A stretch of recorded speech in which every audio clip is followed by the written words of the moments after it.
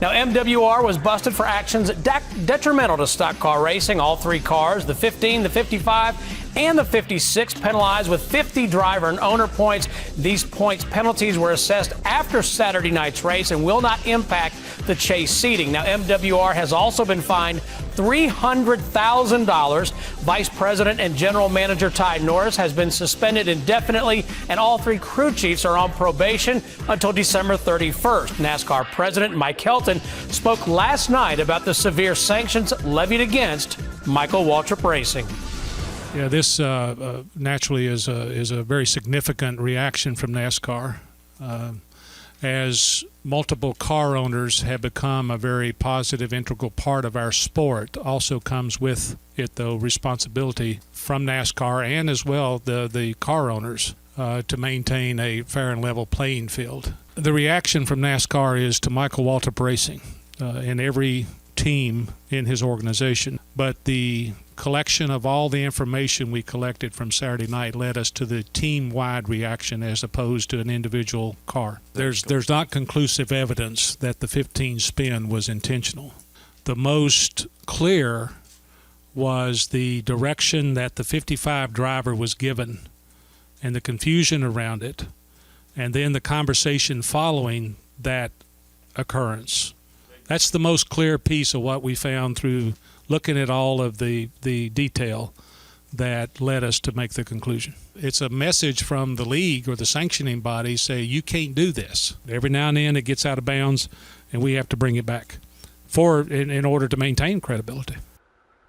NASCAR warned teams before Saturday's race to play fair. And although NASCAR says they could not find conclusive evidence that Clint Bowyer's spin was intentional, well, it certainly changed the makeup of the chase. So, was the move premeditated or a split-second decision with poor signal calling? Here's a replay of the 15 teams' communications at Richmond with just 7 laps to go. Carl Edwards is going to win.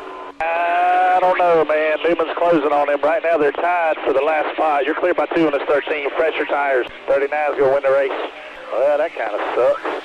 9 more right here. Is your arm starting to hurt? I bet it's hot in there, itching. Oh, yeah. Right with you, 88. Right with you. Right with you. Right with you. Bring it to me this time. Bring it to me this time. Pit, Clint. Pit. But don't speed. Damn, we didn't need to finish last.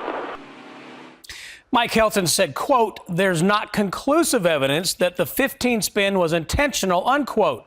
More egregious, or perhaps the so-called smoking gun, was a conversation that took place late in that race between Ty Norris and driver Brian Vickers. Staying out. We'll be racing anyone directly in front of us so we have a chance to pass. If not, I'd say we lay back on the restart. We're probably going to pit here on green. We're going to pit. You talking to me? We got to pit? Yeah, we're going to pit. What? Yeah, I don't understand. Pit right now? Green flag. Got to pit this time. We need that 1 point. So I got a tire going down? Yes.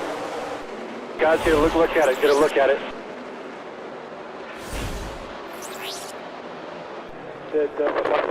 I'll see you after the race, Brian. Oh, you kiss.